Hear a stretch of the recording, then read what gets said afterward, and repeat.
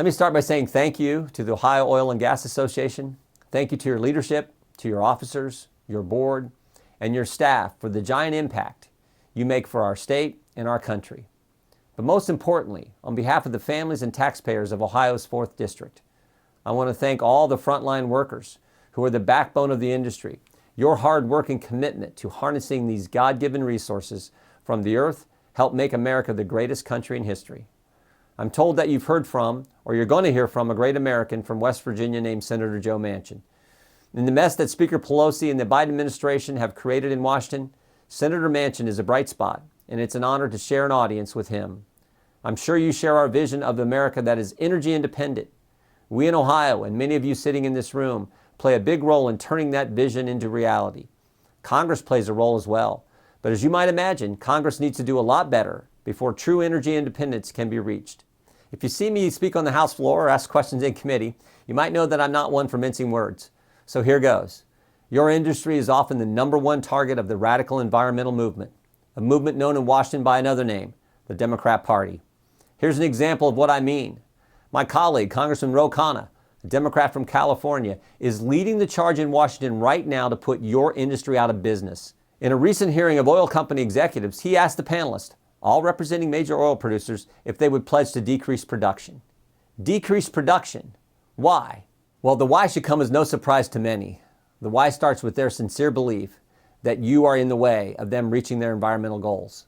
Put differently, to create an artificial demand for electric cars and wind-powered factories they see in the future, they need you all to stop what you're doing to reach their radical environmental goals. They need $8 a gallon gas. They need disrupted supply chains, and they need consumer goods priced out of reach for struggling families. And believe me, it's not only the energy industry they're trying to control. For the next few months, until we win back the majority, they will keep attacking the very fabric of America, from promoting harmful ideas through the education system to limiting the free flow of information by silencing anyone with a dissenting opinion, to stifling entrepreneurs and thereby condemning future generations to poverty through reckless spending that they believe can only be fixed with more government handouts. Thankfully, there's a group of us in Washington who believe not only that you're not the problem, we believe your industry is the answer. Our approach is guided by a few principles. First, you provide energy for our homes, farms, factories, and small businesses. Second, your affordable energy provides growth and prosperity to millions. Third, you give American companies a chance to compete in the world market. And fourth, you provide freedom and economic security for Americans and others around the world. That sounds to me like an industry that should be supported by Washington, not targeted. You deserve a business climate in America that is conducive to private sector economic growth. You deserve a federal government that balances its budget, that lives within its means. You deserve a federal government that does not overreach into the private sector economy, that unleashes the entrepreneurial spirit of our country. But given the political climate in Washington, it's past time for any of us to simply go along with crazy ideas in the name of working together. It's time for us to see the playing field for what it is. It's time to pick a team, and it's time for us to all stand up and fight for the principles that make America great. Thomas Paine famously wrote, "These are the times that try men's souls."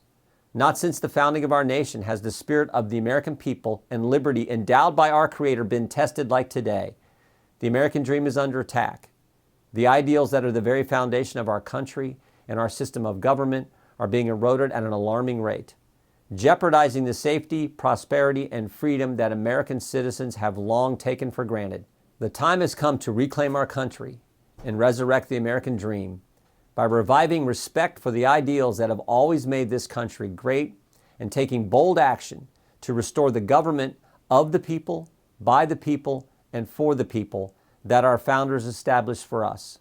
Again, I greatly appreciate everything you do for our state and for our country. We count on you, we rely on you, and we recognize the important role you play for us every single day. My best wishes to all of you for a successful annual meeting, and please let me know what I can do to help.